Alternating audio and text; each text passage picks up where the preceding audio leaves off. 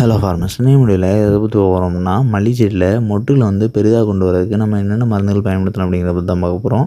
அதாவது மொட்டோட சைஸை வந்து ரொம்ப பெரிதாக கொண்டு வரதுக்கும், நிறத்தை அதாவது வெள்ளை நிறத்தை வந்து ரொம்பவே தெளிவாக கொண்டு வரதுக்கும், அண்ட் பூவோட காம்பு வந்து நீளமாகிறதுக்கு நம்ம என்னென்ன மருந்துகள் பயன்படுத்தலாம் அப்படிங்கிறத பற்றி தான் பார்க்க போகிறோம்.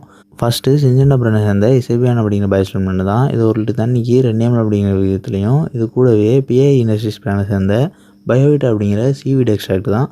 அண்ட் இதுவுமே ஒரு பயோஸ்டிமுலன்ட் தான். இது 1 லிட்டர் தண்ணிக்கு 2 ml அப்படிங்கிற விதத்துலையும், இது கூடவே உட்காஸ்ட் பிராண்டை சேர்ந்த எஸ்ஓபி, அதாவது பொட்டாசியம் 50% இருக்கக்கூடிய ஃபெர்டிலைசர். அது எந்த ஒரு பிராண்டை சேர்ந்ததாக இருந்தாலும் சரி, அது 1 லிட்டர் தண்ணிக்கு 1 கிராம் அப்படிங்கிற விதத்தில் நீங்கள் பயன்படுத்தினா போதும். ஸோ அந்த எஸ்ஓபி அப்படிங்கிற ஃபெர்டிலைசர் வந்து சல்ஃபேட் ஆஃப் பொட்டாஷ், அதாவது பொட்டாசியம் வந்து 50% இருக்கும் அண்ட் சல்ஃபரும் இருக்கும் இதில். ஸோ அதனால தான் சல்ஃபேட் ஆஃப் பொட்டாஷ். ஸோ இந்த எஸ்ஓபி ஃபெர்டிலைசர் வந்து நீங்கள் எந்த ஒரு பிராண்ட்லேயும் வாங்கி பயன்படுத்திக்கலாம். அண்ட் நம்ம குறிப்பிட்டிருக்கக்கூடிய பயோஸ்டிமுலன்ட்டான இசைபியானும் பயோவிட்டாவும் நம்ம குறிப்பிட்டிருக்கக்கூடிய பிராண்ட்லேயே பயன்படுத்துங்க. ஸோ மற்ற பிராண்டில் வந்து நம்மளால் தெளிவாக அந்த டெக்னாலஜி இருக்குது அப்படிங்கிறத வந்து உறுதிப்படுத்திக்க முடியாது.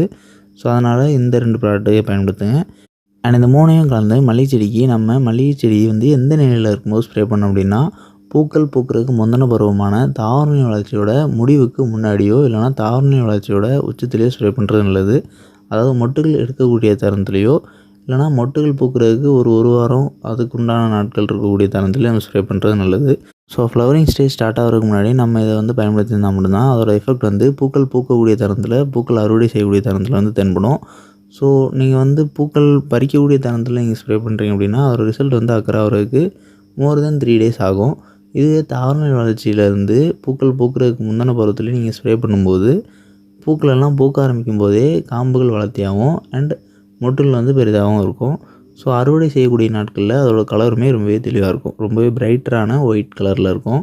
ஸோ இந்த மாதிரி இருக்கும்போது நமக்கு 1 கிராமுக்கு நிற்கக்கூடிய பூக்களோட எண்ணிக்கை வந்து ரொம்பவே குறையும். அதாவது சாதாரணமாக வெயில் காலத்தில் வந்து 1 கிராமுக்கான மொட்டு அப்படின்னு பார்க்கும்போது குறைஞ்சபட்சம் 3 பூ 1 கிராமுக்கும் அதிகபட்சம் 2.5 பூ வரை நம்மளால் சைஸ் கொண்டு வர முடியும். ஸோ 1 கிராமுக்கு 2.5 பூ அப்படின்னு பார்க்கும்போது 1 கிலோவுக்கு 2500 பூ வந்து நிற்கும். ஸோ இந்த இடையில் நம்ம கொண்டு வரும்போது நமக்கு வந்து மகசூலோட எடை அதிகரிக்கிற மூலயமா பறிக்கக்கூடிய பூக்களோட அளவு கம்மியாகவே இருந்துச்சுனாலும் நமக்கு கிடைக்கக்கூடிய மகசூலோட மொத்த எடை வந்து கூடுதலாக இருக்கும். ஸோ பூவை பொறுத்தவரை எடை தான் முக்கியம். ஸோ அதனால் பூக்களை பெரிதாக கொண்டு வரது மூலயமா நம்மளால் மகசூலோட அளவு அதிகரிக்க முடியும். ஸோ இதுவே நீங்கள் வந்து பூக்கள் வந்து 1 கிராமுக்கு 3 பூ பறிக்கிறதுனாலோ இல்லைனா 3.5 பூ பறிக்கிறதுனாலோ 1 கிலோவுக்கு 3000லேருந்து 3500 வரை பூக்கள் தேவைப்படும். ஸோ மொட்டுகளை பெரிதாக கொண்டு வர மூலயமா 1 கிலோவுக்கு தேவைப்படக்கூடிய மொட்டுகளோட அளவை நம்மளால் குறைக்க முடியும், அதாவது எண்ணிக்கையை குறைக்க முடியும். ஸோ இன்னும் தெளிவாக சொல்லலாம் அப்படின்னா, நீங்கள் வந்து ஒரு 1/2 ஏக்கர் மல்லிகை விவசாயம் பண்ணுறீங்க அப்படின்னா அந்த 1/2 ஏக்கரில் தோராயமாக தினமும் ஒரு 10,000 பூ பறிக்குது அப்படிங்கிற விதத்தில் பார்த்துட்டாலும் 1 கிராமுக்கான பூக்களாக சிறிய மொட்டுகளாக இருக்கும் பட்சத்தில் 4 பூ வரை கூட இருக்கும். ஸோ அந்த மாதிரி பார்க்கும்போது 10,000 பூ பறிச்சினாலும் கூட 2.5 கிலோ தான் எடை வரும். ஆனால் இதுவே நம்ம குறிப்பிட்டது போல் மொட்டுகள் நல்லா பெரிதாகி 1 கிராமுக்கு 2.5 பூ நிற்கும் பட்சத்தில் 10,000 பூ பறிக்கும்போது அந்த 10,000 பூவோட மொத்த எடை வந்து 4 கிலோவாக கருதப்படுது. ஸோ இந்த 4 கிலோவுக்கும் நம்ம ஏற்கனவே குறிப்பிட்டது போல் 2.5 கிலோவுக்கும் தோராயமாக 1.5 கிலோ வேறுபாடு வருது.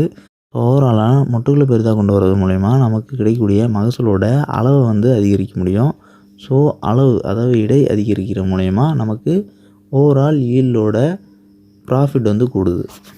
அண்ட் நம்ம குறிப்பிட்டிருக்கக்கூடிய மருந்துகளை வந்து ஒவ்வொரு பூஞ்சொற்று ஆரம்பிக்கிறதுக்கு குறைந்தபட்சம் ஒரு வாரத்துக்கு முன்னாடியாவது நீங்கள் ஸ்ப்ரே பண்ணுறது மொட்டுகளோட சைஸை பெரிதாக்குறதுக்கு வழிவகுக்கும்.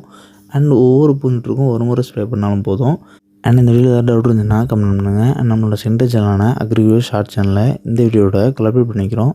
ஸோ இந்த வீடியோ பப்ளிஷ் ஆகக்கூடிய சேனல் ப்ரொஃபைலை நீங்கள் கிளிக் பண்ண அப்படின்னா அதில் 2 சேனல் ப்ரொஃபைல் காட்டும். ஸோ அதில் அக்ரிவியூ ஷார்ட் சேனலை மறக்காமல் சப்ஸ்கிரைப் பண்ணிங்க.